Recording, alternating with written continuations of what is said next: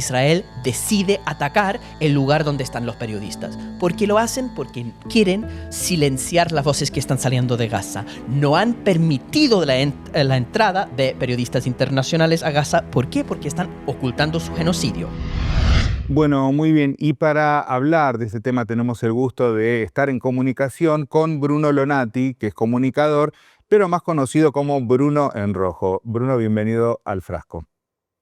Muchísimas gracias por la invitación, un gusto estar acá con vos. Por favor. Bruno, veíamos allí, un poco lo que ha sucedido, ¿no? En torno al asesinato de periodistas, que en realidad es algo que viene sucediendo sistemáticamente.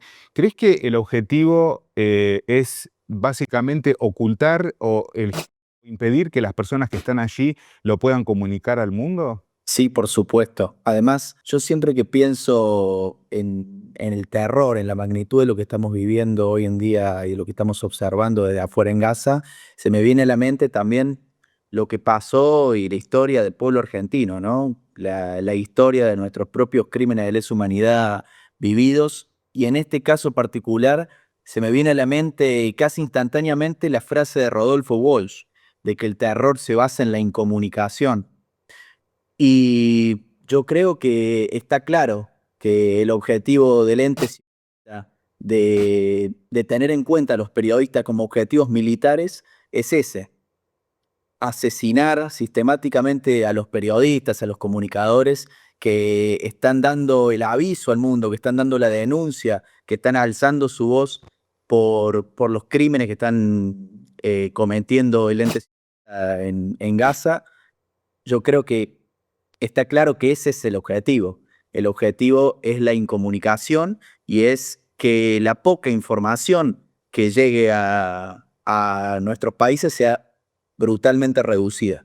Fíjate que sucede esto también, o sea, mientras estamos viendo el asesinato en vivo y en directo de periodistas, ¿qué pasa con los periodistas, digamos, del resto del mundo que trabajan fundamentalmente en los medios, se podría decir, dominantes, que incluso repiten la narrativa israelí, hasta lo justifican, ¿no? Israel de pronto dice, era miembro de la resistencia y lo replican directamente como si fuera verdad, sin contrastarlo, sin chequearlo, y realmente, digamos, es hasta doloroso eso, ¿verdad? Sí, totalmente. El acceso a la información en nuestros países está siendo muy limitado. Eso está claro.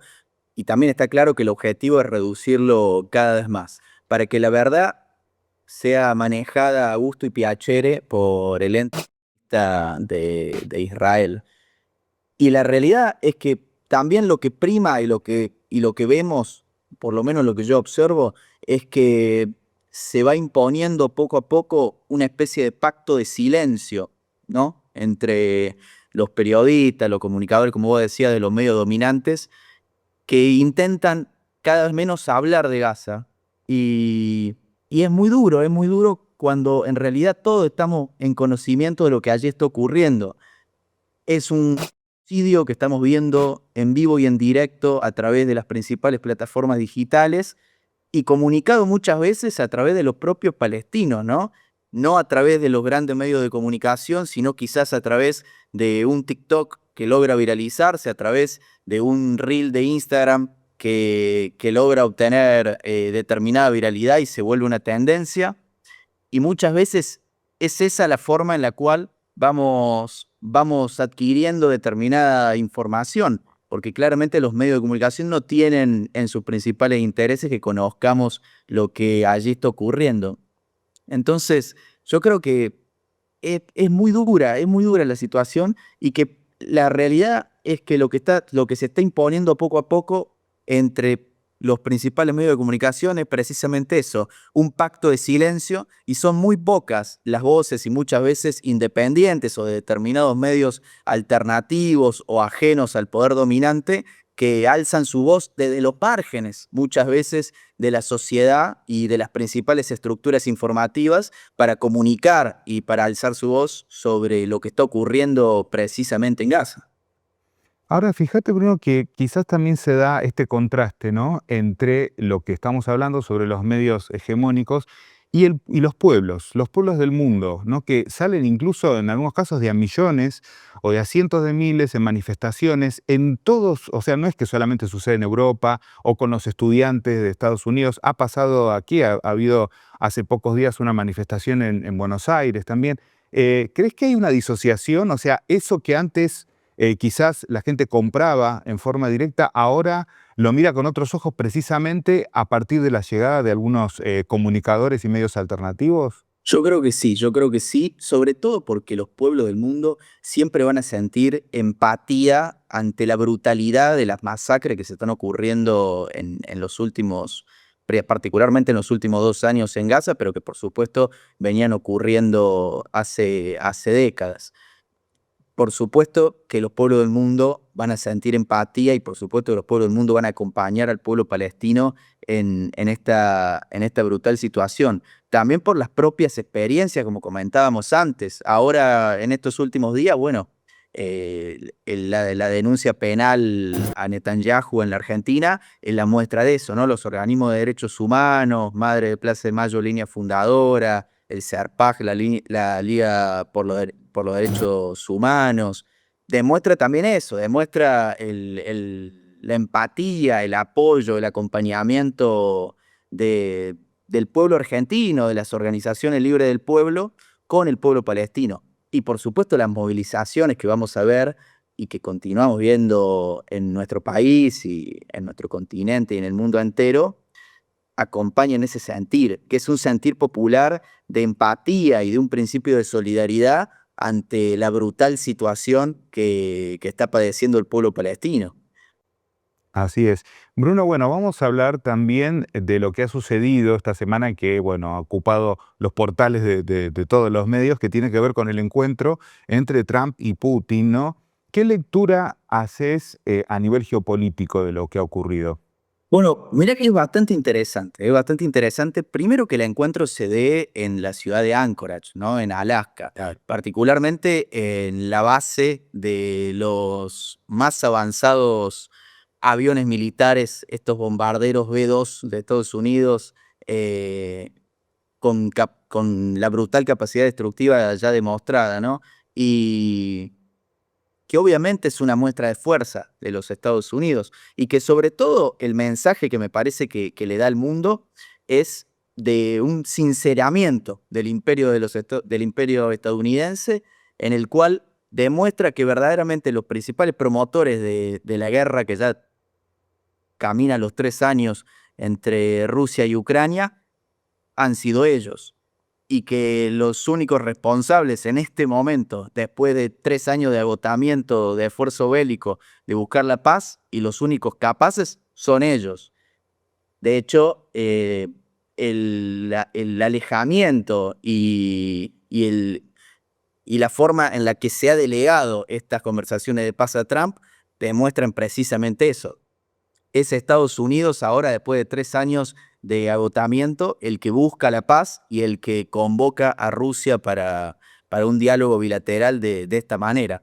Me parece que es muy simbólico, por supuesto, es muy simbólico que se haya dado de esta manera, demuestra este agotamiento en los esfuerzos bélicos, principalmente económicos financieros, y sobre todo me parece que es un sincericidio de Estados Unidos de convocar a Rusia de esta forma, de no haber contado con Zelensky de ninguna manera para un diálogo de esta forma, en el cual los tópicos a discutir los podemos imaginar, ¿no? En las 3 horas de debate, por supuesto que se debe haber dialogado sobre el territorio del Donetsk, de Lugansk, de Zaporizhia, de Gerson. Los principales ejes de la discusión van a ser territoriales, van a ser sobre los pueblos con principal identificación con el pueblo ruso, y en eso, en esas conversaciones, no está Ucrania, no está el Estado ucraniano y no está Zelensky y el gobierno fascista. Por lo tanto, es eso, es un sincericidio desde lo simbólico el tener una discusión, un diálogo de paz, entre comillas, en los cuales se está debatiendo sobre sobre el territorio en disputa sin, teóricamente, según ellos, el principal agente o promotor de esta guerra. Bueno, y también, digamos, en ese sincericidio del que hablas, ha quedado totalmente afuera la Unión Europea, ¿no? Que durante todo este tiempo quiso mostrarse como un actor importante y no clasificó ni siquiera como empleado. Tal cual, tal cual. Y que ha sido uno de los que ha sufrido las consecuencias económicas más grandes de esta guerra, ¿no? Porque ya desde la provisión del gas a principio del conflicto, posteriormente con todos los apoyos económicos y de recursos militares que ha brindado la Unión Europea a la guerra, ha quedado completamente relegada en estas discusiones de paz, que veremos posteriormente cuáles son los resultados, ¿no? Me parece muy interesante cómo Trump, con el ego que lo caracteriza y que también me parece que caracteriza al gobierno norteamericano en los últimos años, daba ya por sentada la existencia de un acuerdo de paz, ¿no? Él hablaba de que existía un 25% de posibilidades de que resultase rechazado el acuerdo que estaba trabajando o que tuviera un desenlace negativo estas conversaciones. Pero ya daba casi por sentado que esto iba a pasar y que iba a ocurrir. De nuevo, desde lo simbólico, sin contar con los estados europeos y el caso ucraniano, por supuesto.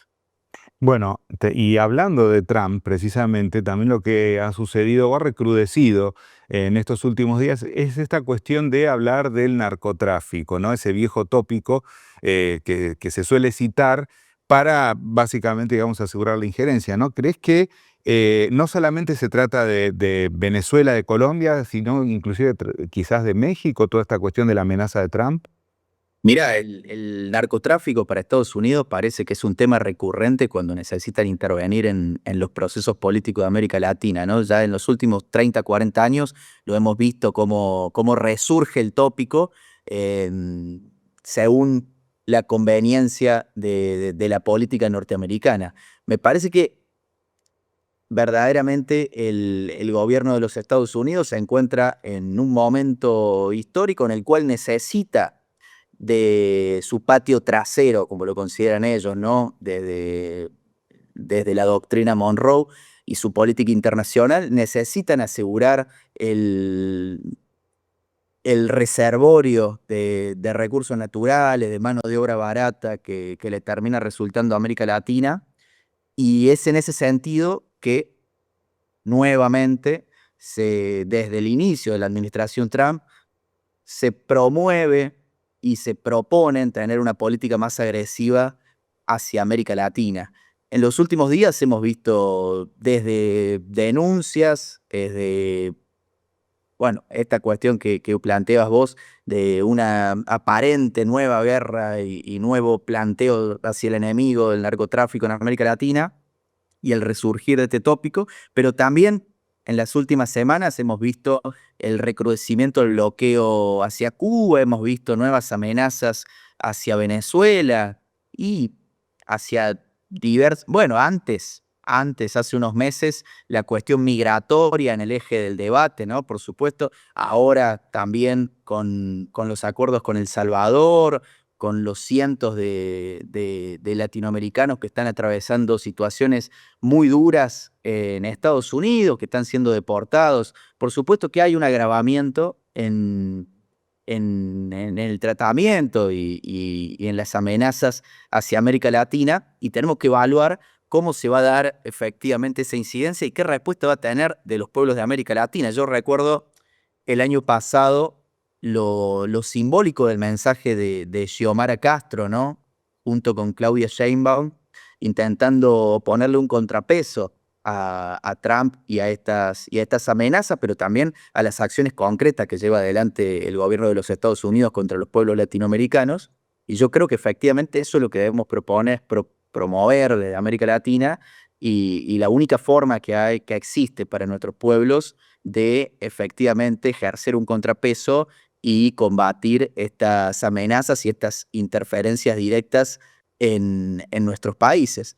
Por ejemplo, es notable cómo se da estas nuevas amenazas del narcotráfico cuando, por ejemplo, el año pasado, en el caso mexicano, por ejemplo, se ha vivido un aumento, más que un aumento, diría una, una mayor pacificación en los términos de la tasa de criminalidad, en los términos de la tasa de homicidios dolosos, por ejemplo, en México. Ha habido una reducción muy abrupta en el último año que habla también de el mejoramiento, de la mejora y el desarrollo de los procesos políticos de América Latina. Y cómo en esto el imperio estadounidense claramente va a buscar incidir, va a buscar intervenir y ponerle un freno a estos procesos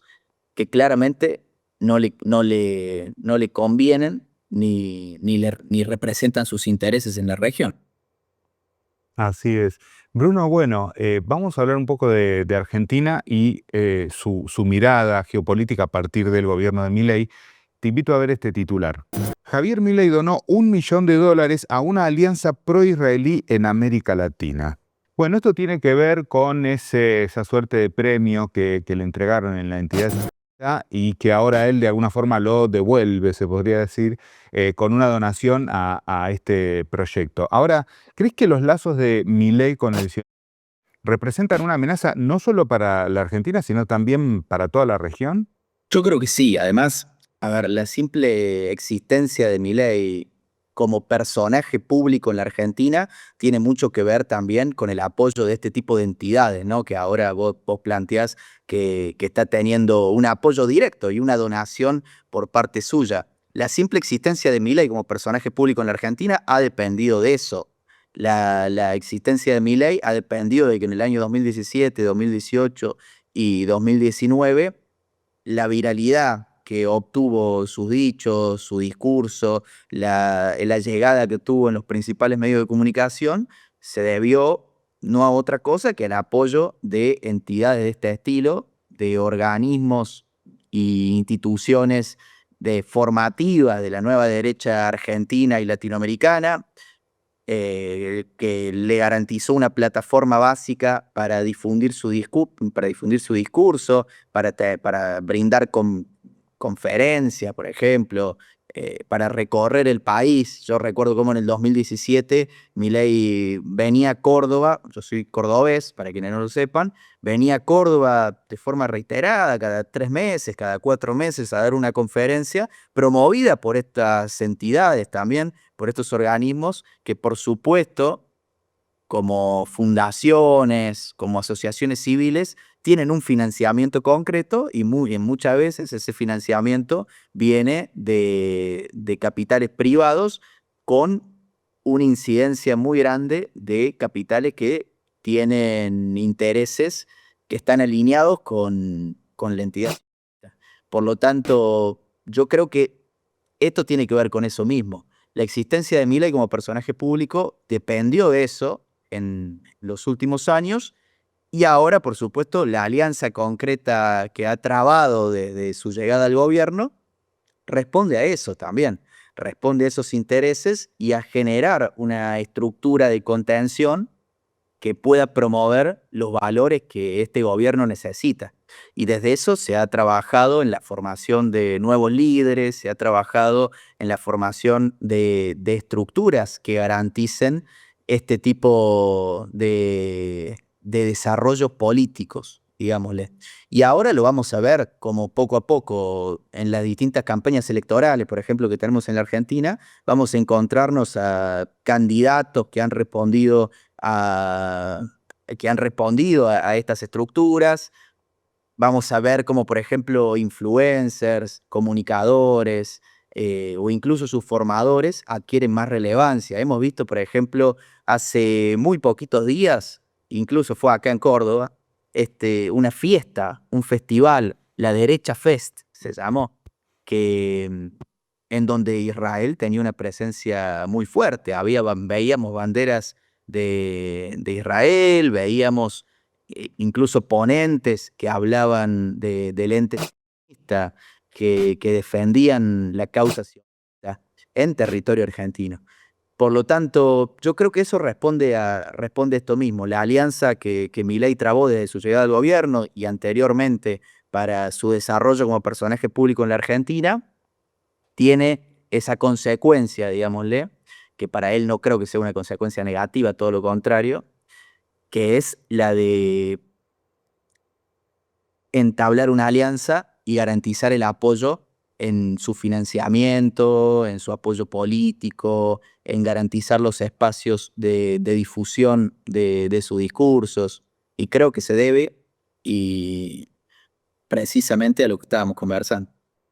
Ahora, Bruno, para finalizar, y agradeciéndote mucho por este tiempo, te quería preguntar acerca, desde tu punto de vista como comunicador, ¿no? Que tenés la oportunidad de llegar a muchas personas, ¿cómo, digamos, enfrentás esta cuestión de la comunicación prácticamente fascista que se instala desde precisamente del gobierno de Milei, de sus comunicadores, quienes manejan sus redes, que directamente conciben a las personas que de pronto piensan de otra forma, tienen otra forma de pensar, como enemigos a los que hay que eliminar? Es complicado, pero viene ocurriendo en los últimos años, es una realidad, y yo creo que es una realidad que hemos naturalizado en muchas ocasiones y hemos aprendido a vivir con ella, ¿no? A vivir con el cuidado cotidiano, con el caminar mirando para atrás, para la espalda, prácticas por ahí que hemos aprendido de generaciones anteriores, pero que realmente tenemos que hacerlo porque el eje discursivo de los comunicadores de Milei y del propio gobierno muchas veces suele ser de confrontación con el que piensa distinto, ¿no? Suele existir una censura mediada por la violencia desde abajo, por la violencia subterránea, digámosle, de la que no se hacen cargo como institución, pero que indirectamente promueven cotidianamente, ¿no? Desde los dichos de Adorni que denunciábamos todo el año pasado, hasta los discursos de Milei, cadenas nacionales, entrevistas.